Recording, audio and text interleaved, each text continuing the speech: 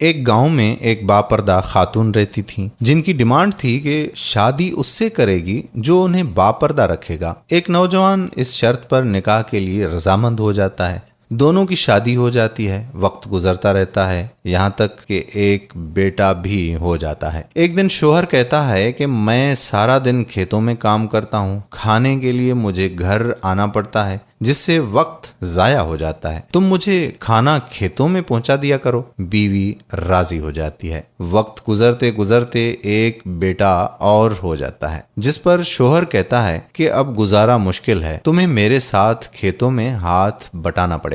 यूं वो बापर्दगी से नीम पर्दे तक पहुंच जाती है और तीसरे बेटे की पैदाइश पर उसका शोहर मुकम्मिल बेपर्दगी तक उसे ले आता है। वक्त गुजरता रहता है, यहाँ तक कि औलाद जवान हो जाती है। एक दिन यूं ही बैठे बैठे शोहर हंसने लगता है। बीवी सबब पूछती है तो कहता है कि बड़ा तू पर्दा पर्दा करती थी, आखिरकार तेरा पर्दा खत्म हो गया ना। क्या फर्क पड़ा पर्दे और बेपर्दगी का? जिंदगी तो अब भी वैसी ही गुजर रही है। वो बोलने लगी कि तुम साथ वाले कमरे में छुप जाओ, मैं तुम्हें पर्दे और बेपर्दगी का फर्क समझाती हूँ। शोहर कमरे में छुप जाता है। औरत अपने बाल बिखेरे रोना पीटना शुरू कर देती है। पहले बड़ा बेटा आता है, रोने का सबब पूछता है। कहती है कि तेरे बाप ने मारा है।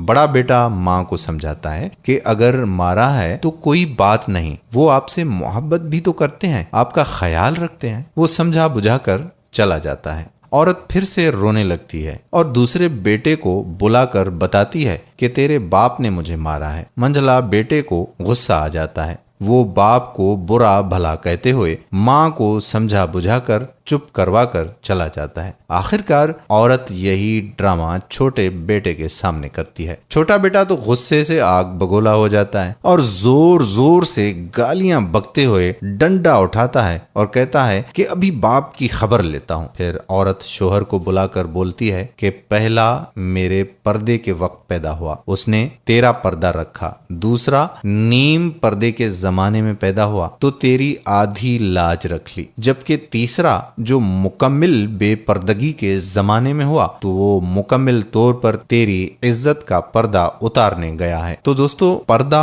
औरत का फितरी तकाजा है, जो खालिक मर्दो जन की तरफ से कायदा भी है, मर्दो जन की तरफ से कायदा भी है। हमारी आज की औरतें बेपर्दा घूमने की शौकीन हैं, पर्दा करना ऐब समझती हैं। लेकिन अगर आप बापर्दा रहेंगी तो औलादें भी आपकी ऐसी पैदा होंगी। अब चॉइस आपके हाथ में है। उम्मीद करता हूं कि हमारी आज की ये वीडियो आपको जरूर पसंद आई होगी और अगर किसी को ये बात बुरी लगी हो तो उससे हाथ जोड़कर मुआजरत चाहते हैं। उम्मीद करता हूं कि इस वीडियो को आप ज्यादा से ज्यादा अपनी माओं, बहनों और बेटियों के साथ जरूर शेयर करेंगे। जज़ाकल्लाह खैरा। आने वाली वीडियो तक कादिर कल्होड़ो को इजाजत दीजिए। अल्लाह हाफिज।